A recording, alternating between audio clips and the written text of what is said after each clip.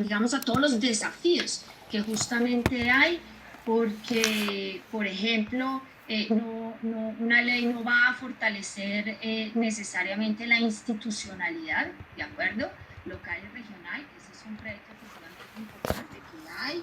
Eh, no es la ley la que efectivamente va a decir cómo se deben gestionar los distintos tipos de migración que impactan de distinta manera en distintas regiones del país.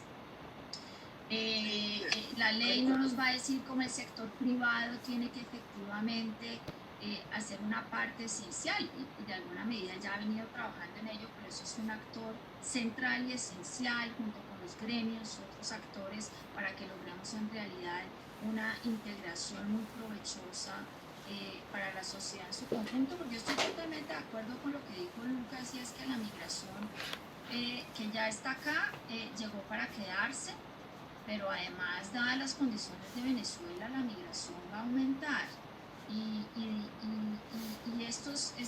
Aquí hay un mensaje que me parece importante digamos, resaltar, y con esto voy cerrando. Yo creo que a la hora efectivamente, en un escenario de cambio, en un escenario de incertidumbre, en un escenario efectivamente que ha generado crisis, y por eso ahora hablamos también de una reactivación económica producto de los efectos de la pandemia, hay tres aspectos muy importantes que siempre hay que tener en mente. El primero ya lo nombré, que es un problema, digamos, que es que nosotros tenemos que lograr articular a los distintos actores para abordar una problemática que implica retos, desafíos y oportunidades a nivel país. Lo segundo es que la migración no ha parado y no va a parar.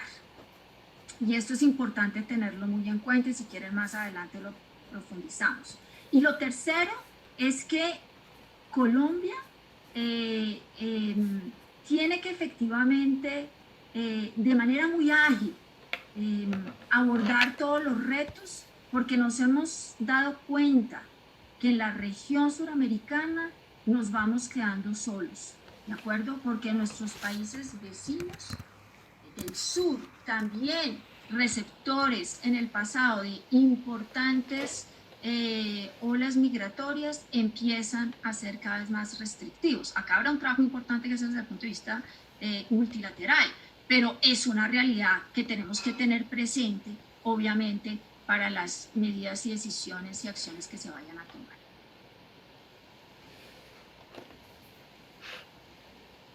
Gracias, Francesca. Yo me atrevería, no sé si estarías de acuerdo conmigo. Hablaste de articulación de actores, migración continúa, Colombia está sola, resumiendo un poco burdamente tu explicación un poco más elaborada, pero de lo que mencionaste le sumaría el cuarto, y es la necesidad de buscar una solución integral que no sea funcionando como por bloques o por sectores o por regiones. Estaría bien que sumáramos ese punto en tu análisis. Está bien, está bien. Porque yo creo, Lucas, que ese es como el gran reto que sigue. Digamos, efectivamente una ley nos da un marco, sigue aterrizarlo en política pública, y es la gerencia la que el gobierno nacional le ha dado esa tarea de integración y de articulación. Pues ustedes no son ejecutores de política pública, pero como tal, pero sí son articuladores. No, de acuerdo. Es el gran reto. Es el gran reto. Digamos, el gran reto es que esto no se quede en letra muerta. Francesca lo decía muy bien, la ley no va a solucionar absolutamente nada. Nos va a dar un marco de trabajo de pronto un poco más favorable y más conveniente para lo que queremos implementar, pero pues no es la solución. Aquí en Colombia siempre hemos pensado que sacar la ley soluciona absolutamente todo, pero no, yo como también lo mencionaba Francesca, yo creo que el COMPES nos dio unas herramientas, ese trabajo siempre juicioso y de prospectiva que siempre hace Planeación Nacional, yo creo que es un buen punto de partida.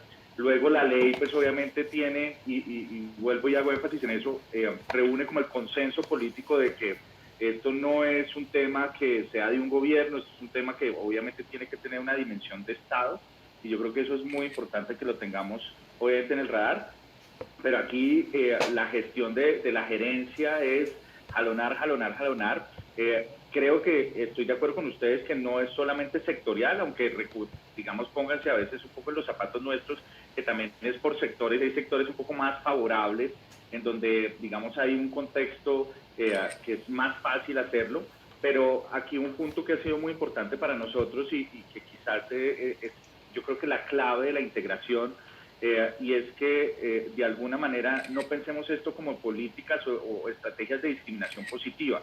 No es que vamos a generar, digamos, o de acción afirmativa con un porcentaje de cupos para población migrante, porque eso nos generaría unos escenarios de, digamos, de tensiones con los mismos beneficiarios históricos de las políticas públicas que no sería, digamos, provechoso para lo que nosotros estamos trabajando. Yo creo también que, aunque nosotros no tengamos experiencia en temas migratorios, digamos, de esa migración, sí tenemos un gran referente que fue el tema de la población desplazada, en donde ya conocimos algunos errores que se cometieron, incluso desde el punto de vista de discriminación positiva, que creo que nos dan pie para que busquemos resolverlo con algo que también decía Francesco, creo que es clave, y es esa coordinación con los actores locales. Es decir, mi cargo, por ejemplo, es gerente de fronteras para la migración venezolana, y todo el mundo se imagina que yo estoy en Cúcuta y Guajira todos los días. Estoy mucha parte de Cúcuta y Guajira, sobre todo cuando tenemos estos picos y lo que está pasando ahora en frontera, pero la dimensión ahorita es una dimensión nacional. O sea, ayer estaba en Barranquilla, con Bogotá tenemos trabajo, con todas, digamos, las dimensiones que circunscriben un poco la inserción, la integración de los venezolanos y de esta migración, pues tiene que quedarse donde están los migrantes. Y ahí yo creo que también es un desafío de algo que tenemos que entender, y nuevamente bajarle un poco las tensiones políticas y tenerlo como una política de Estado que sume y no que solamente requiere. Yo les plantearía una pregunta, no sé cuál de los dos, pero cuando hablamos de integralidad, Colombia siempre se ha pensado en términos de programas sociales y de política social desde el punto de vista sistémico, con un sistema de protección social que viene construyendo desde hace ya 20 años. Pero no nos digamos mentiras, entrar a esa lógica sistémica colombiana es complejo para los mismos colombianos nacidos acá y criados en este mundo. Por dar algún ejemplo, salud, entender cómo vincularse al tema de salud. ¿Cómo puede uno acompañar de una manera, ya para empezar a aterrizar esto, cómo acompañamos de una manera mucho más práctica a una población migrante que además necesita un acompañamiento desde el punto de vista económico, porque pues, todos los perfiles están llegando en este proceso migratorio, pero hay un volumen importante de personas que llegan en un estado de precariedad, pues, digamos, fuerte. ¿Cómo hacemos para avanzar en ese diálogo entre un sistema de protección social ya diseñado, al que no le queremos generar nuevos pilares, sino abrirles, mira, como decía Lucas, no vamos a hacer programas aparte, sino vincularlos a esos programas? ¿Qué formas efectivas o prácticas podemos pensar en eso, ¿no? Lucas, Francesca, creo que empezar a construir acá entre ustedes sería súper interesante, ustedes que están en el día a día de esto. ¿Cómo podemos llevar esto a la práctica ya para aterrizar la política? No sé, Francesca, si ustedes tengan algo, adelante, sí. Yo creo que, digamos, no solamente no pensar en cómo en una política necesariamente focalizada de asistencia social. Yo creo que el reto y los retos más grandes, si queremos hablar de integración, es la inserción laboral. ¿De acuerdo? Yo creo que aquí hay un reto importante, obviamente en el contexto actual. Eso ya era un reto sin pandemia. ¿De acuerdo? Con pandemia es un reto aún mayor. Justamente salió un informe del Centro para el Desarrollo Global y Refugiados Internacionales, es un informe que acabó de salir, realizado justamente por dos expertos que abordan cómo una inserción laboral y productiva de la población migrante puede ser un factor que ayude en la recuperación económica. Por ejemplo, sobre eso hay varios estudios, de hecho hasta el Banco Mundial ha hecho estudios, digamos, de la importancia de la migración como un dinamizador también de la economía.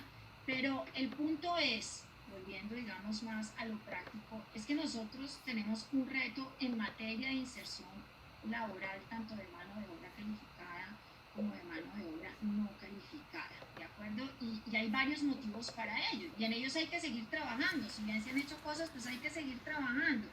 Por ejemplo, pues aquí pesa mucho el estatus migratorio, ¿de acuerdo? Una cosa es, y me voy a referir particularmente pues a quienes están en condición de irregularidad, es que estar en condición de irregularidad dificulta muchísimas cosas. Si un migrante está en una condición regular, es un migrante que va a aportar al sistema de salud, ¿de acuerdo? Si tiene un trabajo, un migrante en condición de regularidad es un migrante que va a contribuir al sistema tributario. Y es un migrante que va a tener entonces también los mismos derechos que el resto de ciudadanos y que no va a ser explotado. En fin, este es un gran desafío. Ustedes sabrán que los economistas pues le han dedicado mucho tiempo también a pensar en cómo luchar contra la informalidad, ¿no? Que es uno de los retos más grandes justamente de nuestras sociedades. Yo creo que se han hecho pasos importantes y Colombia es reconocida en temas de flexibilidad, justamente, por ejemplo, a través de los distintos PEPs, ¿no? Y distintos instrumentos que ha otorgado. Pero tenemos un desafío importante, porque de ese 1.750.000 venezolanos, cifra oficial del gobierno, un 60% está en condición de irregularidad. Entonces, aquí ya tenemos, y no sé, ahí me dirá Lucas si es correcto o no, pero ahí ya tenemos un gran desafío, ¿de acuerdo? Ahí ya tenemos un primer gran desafío. Entonces, ese es uno, pero luego tenemos otros. ¿Por qué? Porque hay algunos motivos por los cuales la inserción laboral tiene, digamos, ciertas dificultades. Acreditación de estudios no sigue siendo fácil para muchos venezolanos acreditar sus estudios. Y si no es fácil en Bogotá, imaginemos lo que debe ser en las regiones. Hay que facilitar mecanismos en las regiones justamente para la acreditación de estudios de mucha de la población migrante venezolana. ¿Cómo acreditar su experiencia? Pues no todos pueden venir a las grandes capitales a acreditar su experiencia. Hay que apoyarse mucho en el SENA, justamente en las regiones del país, para que se pueda acreditar experiencia de la población migrante con vocación de permanencia. Eso es muy importante. ¿Por qué? Porque finalmente acá hay un trabajo que ya algunas autoridades locales y regionales han empezado a hacer, que es saber cuáles son sus demandas y necesidades. Entonces, por ejemplo, les voy a poner un ejemplo. La semana pasada tuvimos un evento en la universidad donde estuvo Capitales, y ahí el alcalde, por ejemplo, de Cúcuta, contaba cómo ellos tienen un proyecto de reforestación. Ese proyecto de reforestación puede ser para esa zona, pero en otras regiones del país pues hay otras necesidades. Necesitamos empezar de manera mucho más ágil a identificar, ¿de acuerdo? Porque nuestras regiones son diversas. Colombia es un país de regiones y con necesidades distintas. Y ver cómo se van creando estrategias justamente para ir generando oportunidades, además en sectores donde sabemos que la población colombiana, por ejemplo, se está envejeciendo y no quiere realizar tampoco más actividades. El sector agrícola claramente es una oportunidad, por ejemplo, para ello, para poner, digamos, un punto puntual. Y aquí yo veo, por ejemplo, que la nueva ley de compras públicas, ¿no? ¿Por qué no esa nueva ley de compras públicas locales, que es una ley que en este momento es una ley en la cual ahora se está regularizando, se está trabajando, que obliga al Estado, es decir, a las grandes, obviamente, entidades públicas, como puede ser ICBF, como puede ser guarniciones, bueno, en fin, que tienen que comprar el mínimo de 35% de bienes locales. Entonces, ¿por qué no pensar que en las zonas que tienen mayor presencia de migrantes, pues esta nueva ley de compras públicas pues pueda efectivamente también implicar la contratación de población migrante en estas zonas? No sé, pensando. Pero acá hay unos retos importantes. El último reto que quería decirles, dos más, que son claves y que tenemos que trabajar como sociedad. Porque muy bien dice Lucas, yo estoy de acuerdo, esto ya es un tema de Estado, pero la sociedad también es corresponsable. La sociedad colombiana es corresponsable para que logremos una integración, fortalezcamos la democracia y logremos una convivencia social provechosa para todos. Y hay que trabajar con los gremios. Sabemos que hay ciertos gremios que son reticentes, ¿de acuerdo? Me refiero a ciertos gremios que son complicados. Y aquí hay un tema seguramente de trabajo pedagógico, pueden haber temores entre ellos por pensar que van a ser desplazados, desde el punto de vista de profesional, estoy hablando de profesión, estoy hablando de gremios profesionales. Aquí es un trabajo que es difícil, pero es un trabajo que hay que hacer y hay que pensar es cómo hacerlo, ¿no? Y el otro es el de identificación, o sea, en ese evento o de caracterización. Y sé que el gobierno está trabajando en eso, pero para las autoridades locales y regionales, pues requieren la ayuda del gobierno nacional para avanzar en la caracterización de la población migrante. Porque para ir atajando esto en distintos frentes, cuando hablamos de una política integral, es que hay muchos frentes justamente que hay que atajar al mismo tiempo, pues se requiere la información de caracterización, porque sin ella pues es difícil justamente para la definición de políticas públicas. Hay unos retos y hay unos avances. Lucas, ¿ustedes cómo están viendo el tema de regularización? Yo creo que esa es la gran pregunta que tenemos todos y ya lo mencionabas, decías, PEP se pensó para un momento del proceso migratorio. ¿Para dónde vamos en eso? Yo creo que de ahí se derivan una cantidad de temas de formalización laboral, de vinculación al sistema de protección social, de titulación misma de los jóvenes que están terminando su bachillerato. ¿Para dónde vamos? No, mejor dicho, te digo dónde estamos primero para saber, digamos, para dónde vamos, porque estamos en un contexto un poco en donde, como decía yo al inicio, la migración se ha pensado de verdad muy temporal. O sea, una migración, estábamos todos apostándole a que el régimen se cayera mañana y diciendo, mañana se cae el régimen y todo el mundo se vuelve para su casa, felices, gracias, los acogimos. El régimen no se ha caído, el régimen no se va a caer en los próximos días o las próximas horas, o sea, eso nunca se sabe, pero es algo que también nuevamente hago como un recuento y un símil con lo que vivimos. Uno de los pilares de la política pública de atención a la población desplazada era el retorno. Y siempre pensamos que había que decirle a la gente, listo, y aquí ya está, se acabó el conflicto, devuélvase. Pero lo que entendimos es que cuando uno llega, y esto no es solamente a nivel Colombia, esto es a nivel global, cuando uno llega, se instala, empieza a generar redes sociales, empieza a conocer gente, empieza a instalarse, empieza a ser productivo, porque es que ya no llevas 2 meses en un campo de refugiados, sino que llevas 2 años luchándotela, creciendo también, porque hay muchos que están creciendo. Pues decirles mañana devuélvase para Venezuela es decir, oiga, corte con lo que usted tenía aquí y vuelva a volver a empezar, y eso no va a pasar. Entonces yo creo que ahí, digamos, hay una reflexión que hay que hacer justamente en temas de estatus migratorio. ¿Por qué? Porque muchos de estas personas lo han hecho incluso de manera irregular, con todo lo que eso implica, no solamente la falta de oportunidades laborales, porque bien también lo decía Francesca, digamos las oportunidades laborales, si pensáramos en un escenario donde todos tenemos una economía formal, pues sí sería el único freno el tema de la regularización, pero aquí el rebusque ha sido también una de las estrategias no solamente de los migrantes, sino de los colombianos, que históricamente lo han hecho y que han estado ahí. Entonces, digamos, yo sí creo que la apuesta que se dio por el proceso es una apuesta interesante, adaptada a una realidad de 400.000, de una primera ola, donde decíamos aquí viene incluso una mano de obra realmente calificada, entre muy calificada y medianamente calificada, la gente que venía con su pasaporte, lo selló, tuvo la oportunidad de hacerlo. Luego nos dimos cuenta que había otra gente que entró sin pasaporte y entonces digamos, oiga, venga, hagámoslo del PEPTRAM y démosle la oportunidad a esta gente que tampoco fue tan exitoso como nos imaginamos. Digamos, cumplió su función en su momento, pero también es algo que todavía está en moda.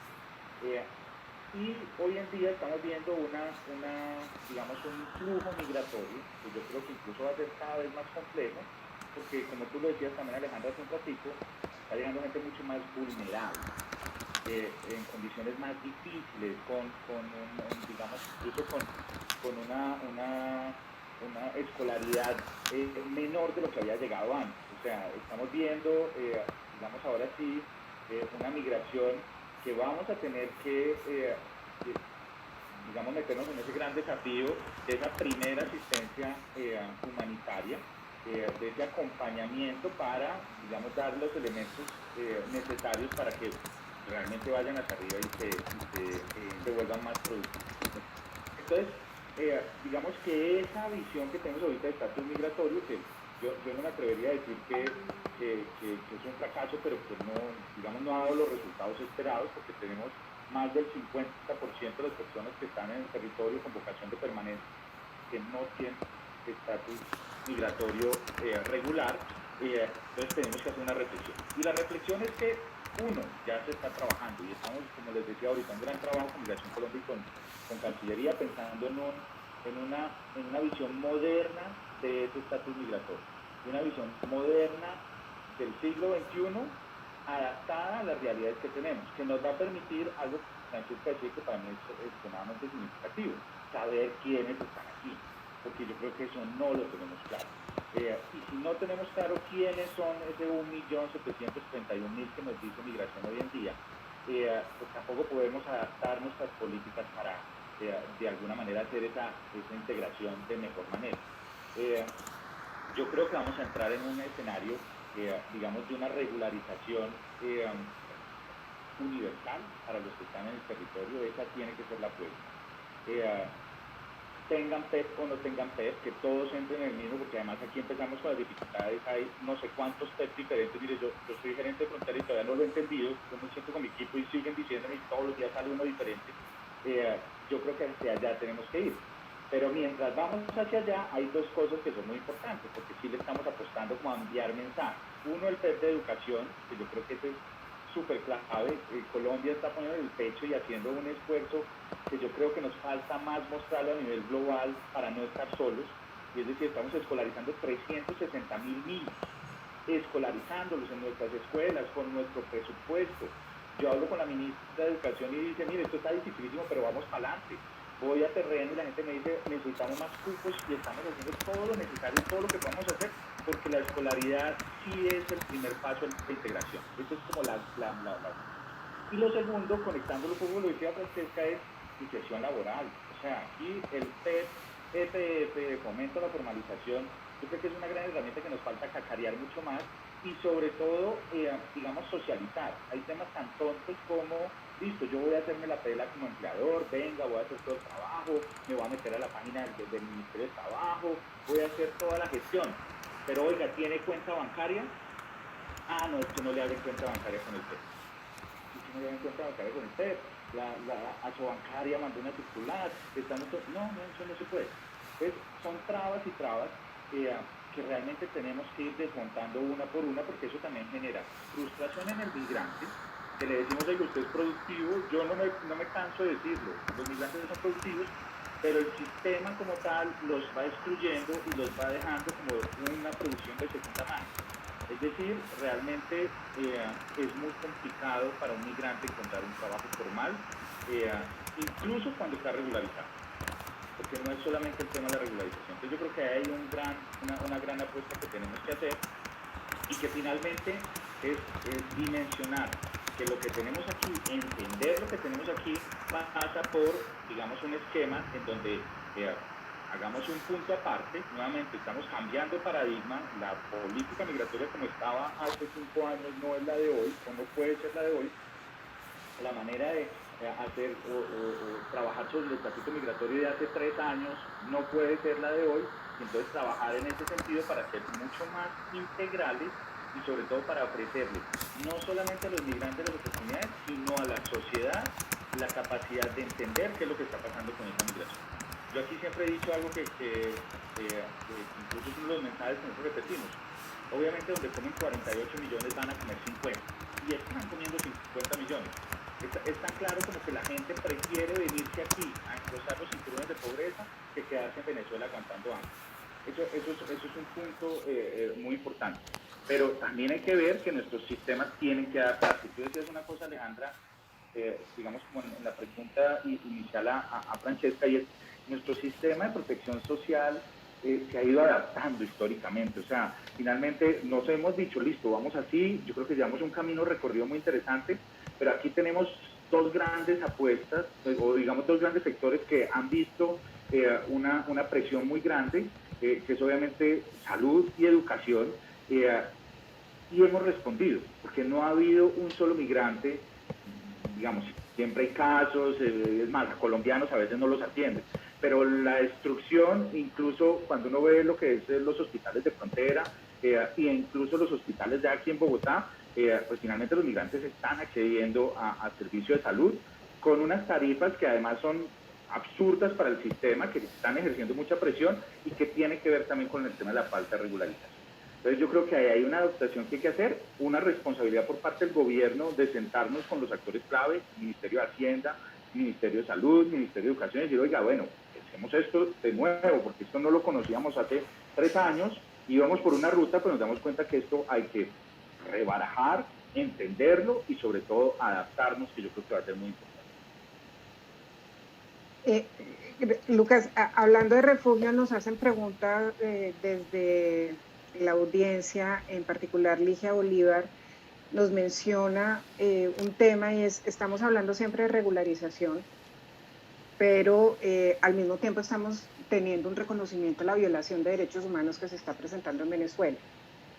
¿Por qué Colombia no empieza a hablar de una manera más constante o permanente de refugio o de protección internacional, como lo menciona Ligia? ¿Podríamos también estar considerándose como la adaptación de la política de refugio, de aprobación de refugios en Colombia?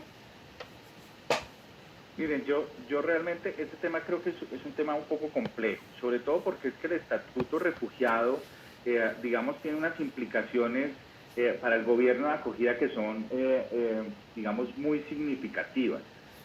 Lo que nosotros hemos entendido y siempre hemos buscado es aquel venezolano que quiera hacer su solicitud de refugio, todo el acompañamiento por parte de la cooperación internacional y por parte del mismo Estado. Pero entendemos que muchos de estos venezolanos, digamos, están llegando aquí con otra motivación más que la de solicitud de refugio. Entonces, entendemos, por ejemplo, que en Brasil hay una perspectiva diferente frente a eso, pero también tenemos que dimensionar que aquí estamos recibiendo 2 millones de personas y pues en Brasil mucho menos. Entonces yo creo que para nosotros, digamos, no está el orden del día hacer como una, digamos, una concesión masiva de estatuto de refugiados, no es la apuesta del gobierno, y creo que además si nosotros tenemos esa vocación a trabajar en la integración y que no hablemos tanto de migración sino de integración, ya otorgar ese estatuto es también, digamos, ejercer, digamos, una suerte de, no de discriminación, pero sí de darles un estatuto diferente dentro de la sociedad. Y aquí yo lo que pienso es que tenemos que trabajar por una noción de integración, digamos, más allá de los estatutos. Esa sería como la posición. Francesca, un poco relacionado con eso también, siempre hemos hablado, y lo mencionaste en algún momento a lo largo de esta conversación, de también hay que trabajar con la comunidad acogida. Hablábamos del sector privado, pero también hay una comunidad, y Lucas lo mencionaba también, que está buscando también acceder a un acompañamiento del gobierno y demás. ¿Cómo no exacerbar la xenofobia en este proceso? ¿Cómo generar esos, digamos, acuerdos sociales como país para entender la migración? Sé que no hay una respuesta mágica y maravillosa, pero del recorrido que ustedes han hecho desde la universidad a nivel internacional, de las otras experiencias, ¿qué rescatarías que pueda aportarnos en este ejercicio de construcción de un acuerdo social en torno a la migración en el país? Yo creo que desde la academia tenemos una responsabilidad muy importante en temas pedagógicos. Hay que trabajar justamente en temas pedagógicos para que los distintos grupos sociales, por un lado, entiendan el porqué de la migración desde Venezuela. Yo creo que eso es muy importante. y por otro lado también para hablar y explicar que el fenómeno migratorio es un fenómeno que ha hecho parte siempre de la humanidad, por uno u otro motivo, y también poder efectivamente explicar la importancia de los procesos migratorios desde todo punto de vista y no solamente las dificultades que también implican y se presentan. Yo creo que hay experiencias exitosas a nivel internacional desde el punto de vista de trabajar aspectos que tienen que ver con lo pedagógico, con lo cultural, con la empatía. Y creo que ahí hay desde los colegios, porque efectivamente la integración arranca desde el colegio, ¿no? Eso es un escenario importantísimo, importantísimo. En los colegios deberíamos tener, para una sociedad que ha sido tan cerrada a lo largo de su historia, incluso unas cátedras sobre migración, ¿de acuerdo? Y para mostrar, digamos, esa otra mirada y cómo trabajar en la integración. Además, porque en el futuro no solamente tenemos que pensar en el inmediato, que yo sé que es una situación apremiante, que en el marco del COVID no es más, que por la situación en la cual están llegando muchos migrantes, pues es muy compleja y se va a sumar con población vulnerable también colombiana, producto también de la situación crítica actual, pero tenemos que tener en este tema una visión de mediano y largo plazo, pensando justamente en el futuro del país y también en el futuro de Venezuela, porque tarde o temprano no sabemos cuándo las cosas cambiarán y para eso hay que prepararse justamente con dos países que comparten la frontera que comparten y involucrados en distintas dinámicas. Entonces lo cultural es fundamental, lo cultural hay un trabajo importante que hacer en lo formativo justamente, en lo social, en trabajos de empatía.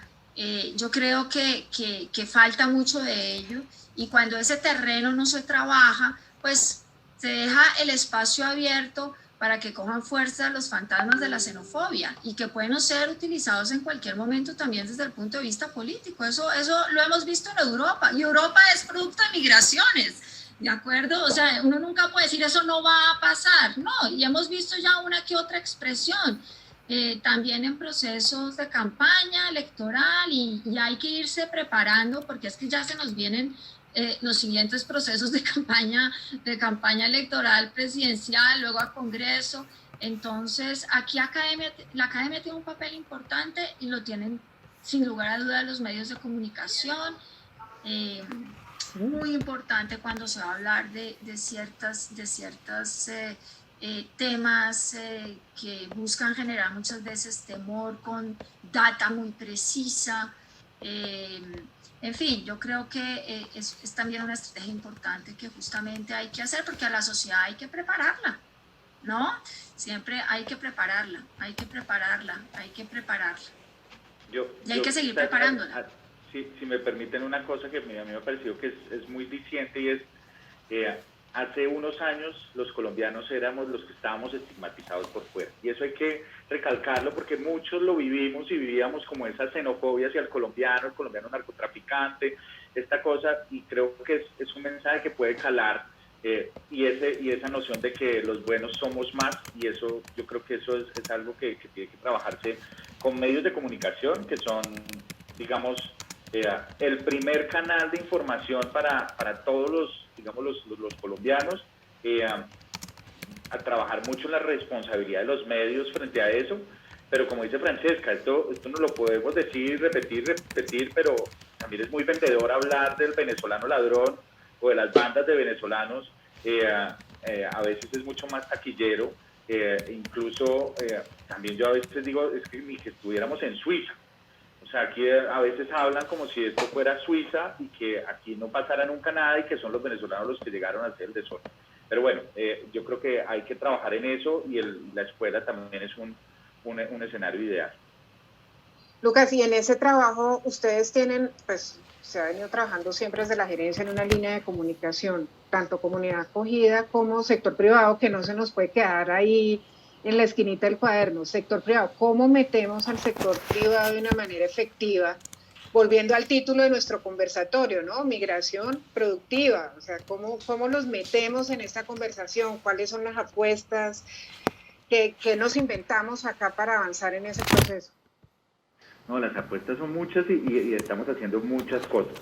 Estamos haciendo un trabajo, incluso yo estaba ayer en Barranquilla con un trabajo muy bonito que estamos haciendo con la Fundación Santo Domingo y Open Society Foundation, en donde estamos trabajando con el ecosistema empresarial en Barranquilla, haciendo un énfasis, por ejemplo, en algo que queremos replicar a nivel nacional, es todas esas vacantes de difícil colocación, que llevan los empresarios buscando y buscando y que no encuentran, y que en la migración seguramente tenemos alternativas.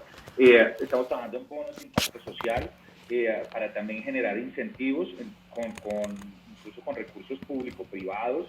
Las alcaldías, las gobernaciones se están montando en esto. Hay una gran apuesta por cooperación internacional y yo ahí también quiero hacer énfasis en eso. Finalmente faltan muchos recursos, hay muchos países que deberían aportar mucho más, pero los que están aquí están muy comprometidos y es algo que yo he sentido en estas primeras semanas. Hay un gran compromiso para que demos ese salto. Obviamente lo humanitario a veces, digamos muchas veces lo urgente oculta lo importante, y pues obviamente lo humanitario es una variable que siempre está presente, que hoy en día está al orden del día, sobre todo porque tenemos una gran expectativa de un nuevo flujo migratorio muy fuerte que entraría en los próximos meses, semanas incluso. Entonces lo humanitario tiene que estar ahí porque pues tampoco podemos abandonarlo completamente. Pero la gran apuesta, y con los diferentes donantes, los diferentes actores con los que yo me he reunido, es vamos a apostarle a esto, temas de emprendimiento, temas de innovación, temas de inserción laboral, con algo que también es muy importante y que nos sirve para el tema de xenofobia, y es no solamente migrantes, que también son comunidades de acogida, colombianos retornados. Hay que empezar a contar esas historias de vida, hay que empezar a mostrar las historias exitosas del venezolano exitoso, del colombiano retornado exitoso, del venezolano, digamos, de quien se benefició de algún programa que tenía como vocación ayudar al migrante, pero que en esa comunidad de acogida digamos, fue beneficiario. Yo creo que ahí hay buenas claves, buenas fórmulas. Estamos hablando con cámaras de comercio, yo creo que son grandes aliados. Yo siento el sector privado, por lo menos los grandes empresarios entienden los potenciales de la migración. Tenemos que trabajar con medianas y pequeñas empresas, yo creo que esa es una apuesta que nos queda pendiente, y trabajar con ellas no es simplemente decirles contrate gente, es venga, entienda la política, mire lo que estamos haciendo, y darles las herramientas para que puedan ellos verlo como algo fácil, porque en este momento lo están viendo como muy difícil. O sea, contratar a un venezolano es muy difícil, y para los venezolanos llegar allá también es muy difícil, entonces tenemos que trabajar en eso. Lucas, como decía Dani al principio, la idea es que todo el mundo nos entienda qué es bonos de impacto social. Eso, cómo funciona y cómo podemos de otros municipios empezar a pensar en eso. Digamos, los bonos de impacto social, lo que estamos trabajando, incluso con los recursos que vienen de Open Society, es que, digamos, por resultados se haga un pago a aquel empleador. Digamos, cuando se hacen las colocaciones, haya una contribución por parte de estos fondos para que, digamos, al tener una tasa de colocación o un número de colocación, reciba unos recursos que le permita, de alguna manera, tener esa vocación de contratar al migrante. Entonces, eso es lo que nosotros hemos visto, y el análisis que hacemos es que va a tener no solamente una lógica de pago por resultados, sino un impacto alrededor, digamos, un impacto social, porque uno, el migrante se inserta dentro de la sociedad de manera más productiva, y genera como un efecto dominó alrededor, obviamente, del entorno donde se encuentra. Y lo vinculo entonces por una pregunta que nos hace Salomón Raidán, nos dice, bueno, una pérdida de trabajo a nivel nacional y a nivel mundial por causa de la pandemia, pues que tiene que venir acompañada de una gran inversión pública para generación de empleo. De hecho, ya hay un COMPES para comentarios de reactivación económica. ¿Cómo entran los venezolanos en esa apuesta de reactivación y sobre todo de generación de empleo? ¿Cómo, en ese COMPES, cómo lo están viendo? No, miren, aquí hay una cosa que es muy importante, y es, yo creo, y lo he manifestado así en diferentes escenarios, que finalmente la pandemia fue incluso hasta una oportunidad para nosotros. y es una oportunidad porque de alguna manera la economía iba de espalda al migrante, de espalda al flujo migratorio y de espalda a la migración. Aquí hablar de reactivación, obviamente estamos en un contexto muy complejo, muy difícil, pero lo que yo he trabajado incluso aquí con la gerencia, con la Consejería de Regiones, para que nosotros como Gerencia de Fronteras siempre estemos presentes en esos talleres de reactivación económica, en ese compromiso por Colombia. Hablar de alguna manera en clave de todo lo que se prevé, de las macropolíticas y de esa inversión pública que habla Salomón, que nosotros estemos presentes, no solamente, como lo decía ahorita, para que pensemos que van a haber unos recursos específicos para la reactivación con los migrantes, sino que dentro de la reactivación económica se tenga en cuenta esa migración. Y eso con el sector privado es clave, porque finalmente cuando ustedes ven, digamos, ese compromiso por Colombia, cuando el presidente hace Nariño se reactiva, Santander se reactiva, que se va a hacer este fin de semana, el diálogo es con el ecosistema empresarial, con los gremios. Entonces a los gremios decirles, miren, aquí también hay una oportunidad de identificar una mano de obra que en muchas ocasiones puede ser más calificada, pero sobre todo que está disponible, que eso a veces también es difícil de encontrar. Mencionaba Francesca el tema agropecuario, digamos, una frase del viceministro de Agricultura: si no hubiera estado los venezolanos, no hubiéramos recogido la cosecha de café de este semestre. O sea, no se hubiera podido recoger, se hubieran perdido, porque estamos en una evolución y finalmente eso son nuevamente las historias que tenemos que contar y que tenemos que difundir. Francesca, y me preguntan acá explícitamente para ti, desde la academia, ¿cómo ven la política pública, cómo se debe pensar la política pública para que la comunidad de acogida favorezca la integración social de la población migrante venezolana?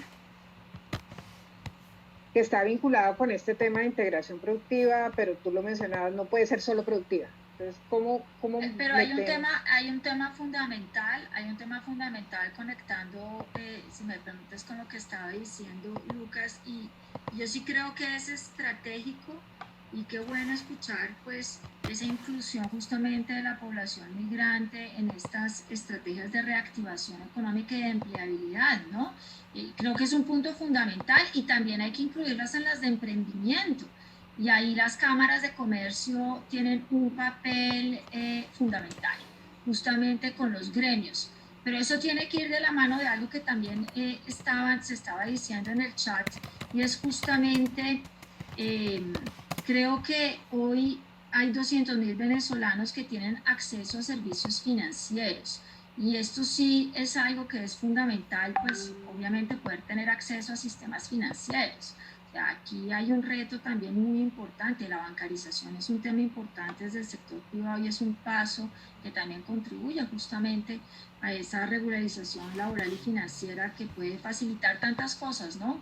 Como también tener acceso a una vivienda, en fin, varios temas que son también muy importantes, y quería justamente hacer referencia también a ese reto importante. Las poblaciones de acogida son fundamentales en todos los procesos migratorios, ¿no? Siempre han sido, han hecho parte justamente de las políticas públicas. No tengo información muy precisa de qué se está haciendo en ese campo. No sé si Lucas tenga mayor información, pero pues es obviamente todo lo que es población de acogida, pues obviamente es un elemento fundamental en el diseño de las políticas públicas, y creo que aquí habrá que claramente también verlo desde el punto de vista de las autoridades locales y regionales, porque miren, el tema migratorio muchas veces se suele ver siempre desde lo nacional, ¿de acuerdo? Y finalmente es el gobierno nacional el que tiene que dar todo y dar todos los lineamientos y efectivamente casi que gestionar el tema, pero tenemos que entender que aquí una gestión fundamental es desde las autoridades departamentales y desde las autoridades municipales, claro, con acompañamiento, con información. Se decía que se requiere data, se requiere de caracterización, y esa caracterización también la van a necesitar justamente, por ejemplo, sobre las poblaciones justamente de acogida, a la hora de involucrarlas en la definición de una política pública local, regional, en el marco de sus planes de desarrollo. Hay un número de autoridades hoy en día, de alcaldes, que han incluido el tema migratorio en sus planes de desarrollo y pues que tendrán que ya desarrollar las acciones puntuales justamente pues para avanzar en este tema. Y bueno, ya estamos cerrando, está súper interesante todo lo que realmente integral es demasiado como para una hora, pero vamos viendo temas y hay una pregunta sobre enfoque de género en la política migratoria que creo que es importante que no la dejemos en el tintero. Hablamos de una población cada vez migratoria más precaria, pero la situación de las mujeres es particularmente vulnerable y bueno, yo le sumaría el tema de niñez, incluso una niñez que vemos en un proceso migratorio solos. ¿Cuál es ese, o sea, cómo podemos avanzar? Bueno, niñez tendremos la oportunidad de tener otro conversatorio, pero ese enfoque de género se está considerando, cómo le hablamos directamente a la mujer migrante y saber pues que tiene acceso a todos los sistemas de protección que existen en Colombia. No, Alejandra, yo creo y estoy convencido que ese es uno de los temas, incluso que está un pendiente, porque digamos es algo que se puede hablar, se conversa, se dice, pero realmente sí creo que tenemos que tener ese enfoque diferencial, incluso con Ana María Trivín, que estaba antes en el Banco de la República y que ahora pasa al PNUD a manejar temas migratorios y específicamente sobre eso, y que fue consejera presidencial para la equidad de género. Con Ana María estamos buscando, obviamente, generar, digamos, escenarios de incidencia para que este tema sea mucho más relevante de lo que es actualmente. Tenemos en cuenta ahorita esa vulnerabilidad y creo que desde el punto de vista un poco de la atención humanitaria se han hecho esfuerzos para generar espacios protectores para las mujeres y los niños, que yo creo que eso es clave. Incluso mis visitas a región he evidenciado que siempre hay como una vocación de ejercer y sobre todo de aplicar ese espacio protector a mujeres y niños, pero también sabemos de las realidades, de las dificultades. Si los venezolanos, digamos en general, tienen dificultades en temas de colocación e inserción laboral, las mujeres venezolanas tienen aún más. Entonces, digamos, ahí hay un trabajo muy grande que hacer, trabajo en temas de atención en salud. Sabemos digamos, estadísticas, obviamente, de las mujeres que vienen a dar a luz a Colombia, pero de esa dimensión, obviamente, de acompañarlas, de atenderlas en salud, y sobre todo de hacer protección en temas de trata de personas, que es tan fuerte. Esta semana tuve un conversatorio y alguien decía que digamos, la nacionalidad objeto de trata de personas, la segunda a nivel mundial es Venezuela. Las personas provenientes de Venezuela son la segunda nacionalidad con más, digamos, esquemas de trata de personas, y entre las mujeres juegan un papel o están, digamos, están en primera línea de eso. Entonces tenemos que trabajar. Creo que tenemos que hacer mucho más en ese tema de inclusión del enfoque de género en la política migratoria y en la visión que nosotros tenemos desde el punto de vista migratorio. Esa es una tarea que, digamos, le estoy sincero, está todavía pendiente, pero que está dentro de la agenda de lo que queremos en la gerencia de desarrollo. Y para ser medianamente juiciosos con el tiempo, como decimos aquí en Colombia, no sé, una última reflexión, Francesca, Lucas, algo que se nos esté quedando o retos que nos queramos plantear como país de aquí en adelante. Francesca, no sé si quiera hacer una reflexión final. En el inmediato, bueno, además de ya todos los temas que hemos abordado, yo creo que será muy importante justamente ver el tema migratorio en las agendas de las autoridades locales y regionales. Yo creo que esos son los actores centrales para que empecemos a avanzar en temas justamente de integración. Creo que será muy importante, efectivamente, algunos, como les decían, han mostrado claramente la intención de abordar el tema migratorio, pero hay que ir más allá y ver efectivamente cómo lo van a desarrollar a cabo con políticas concretas. Y creo que estamos en este momento Creo que ese es un tema central en el cual hay que hacer mucho hincapié de la mano de todos los que hemos presentado hoy en día. Se nos quedan algunas cosas por fuera, pero bueno, se nos queda por fuera todo el tema de la apertura de frontera, cuándo se va a dar, cómo se va a dar, los retos que hay en estas zonas, pero bueno, supongo que esos serán motivos que ustedes tendrán en próximos seminarios. Así que les agradezco mucho la invitación a todos y muy amables. Lucas. Bueno, yo soy un optimista por naturaleza. Yo siempre, digamos, los que me conocen saben que yo siempre soy optimista. Yo creo que hay varias razones para ser optimista.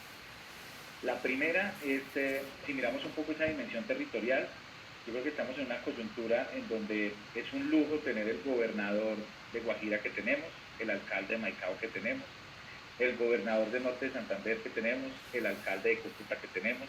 Eso nos permite, digamos, en frontera, que son quienes están poniendo el pecho, coordinar de manera muy acertada nuestras políticas y nuestro tratamiento frente, digamos, a los flujos migratorios que se dan ahí.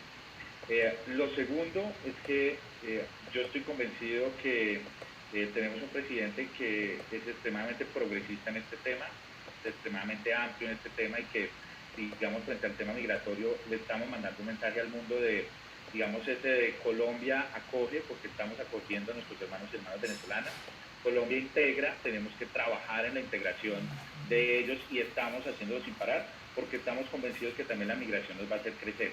Entonces, aunque se vengan momentos difíciles, antes que lo mencionaba, la apertura o no apertura de la frontera ya es un problema en sí. Abrir, con qué condiciones y, digamos, a qué riesgo, no abrir, qué genera, y creo que hay muchos variables para conversar durante horas y horas, pero que vienen momentos difíciles, pero yo creo que la convicción de que esta política de Estado sigue apostándole, digamos, uno, a seguir recibiendo y acogiendo a los venezolanos. Yo creo que eso no va a parar, eso no puede parar. Nosotros, digamos, como países hermanos, y dentro de los mismos conceptos democráticos que hemos movido y que mueven a este país, esa dimensión y esa posición no va a cambiar.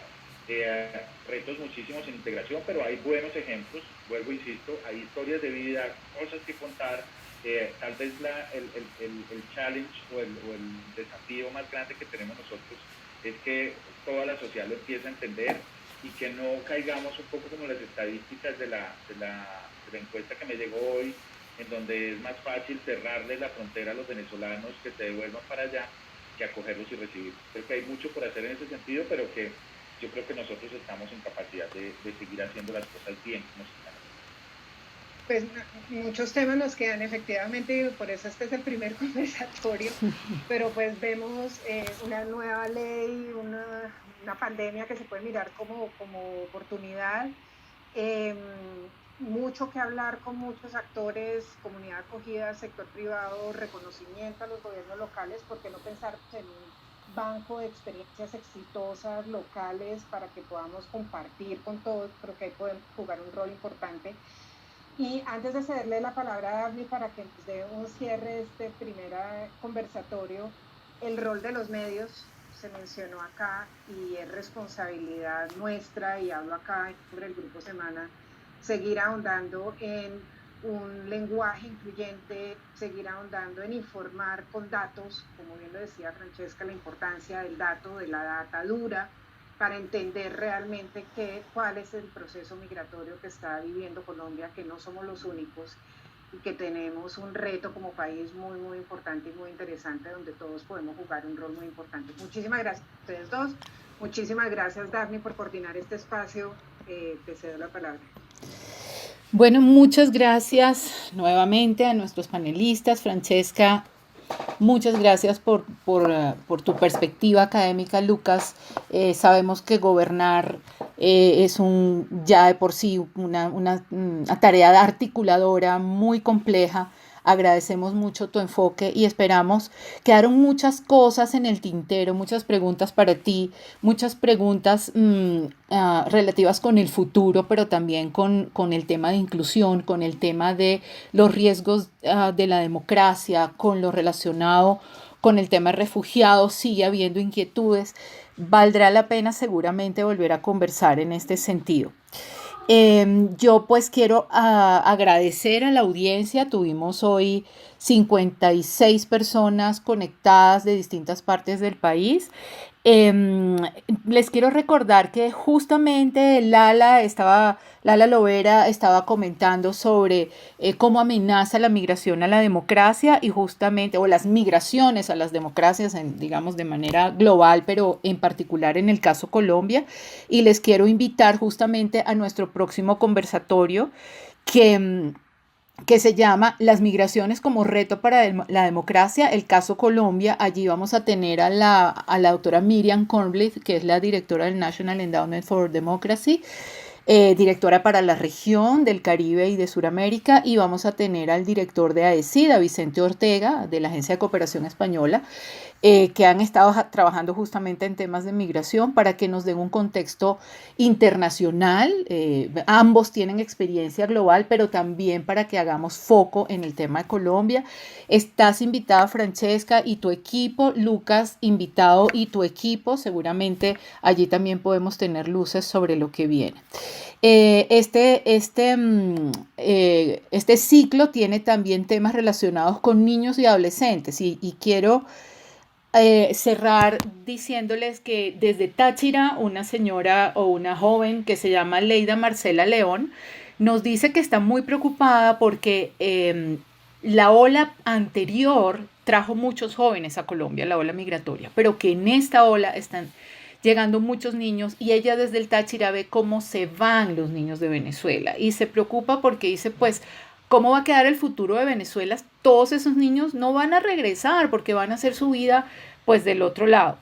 Y eso es lo que nos hace ver es la importancia de tener una perspectiva binacional para resolución de estos temas, en el sentido de que en la medida en que lo permitan las situaciones diplomáticas, políticas, y en la medida en que encontremos fórmulas innovadoras, tendremos que crear un futuro que permita que la frontera colombo-venezolana, que es cada vez más ancha y se extiende más hacia adentro de Colombia y más hacia adentro de Venezuela, gocen de unas posibilidades de calidad de vida y de progreso y de crecimiento, y digamos que al final del talento y del capital humano de ambos países. No me quiero ir sin agradecer profundamente a la Fundación Konrad Adenauer, porque confiar en el diálogo y en la conversación como vector, como factor para apalancar los cambios, es en un mundo tan complejo realmente algo que agradecer. Estos intangibles, estos momentos de intercambio, de fluido, de conocimiento y de neuronas, es realmente valioso para el futuro de ambas naciones. Así que pues espero que tengan un feliz día. Los invitamos al próximo conversatorio, que es sobre el tema de migración y democracia, como ya les dije, el jueves 5 a la misma hora. Aquí los vamos a esperar. Muchas gracias. Hasta luego. Buen día para todos. Muchas gracias.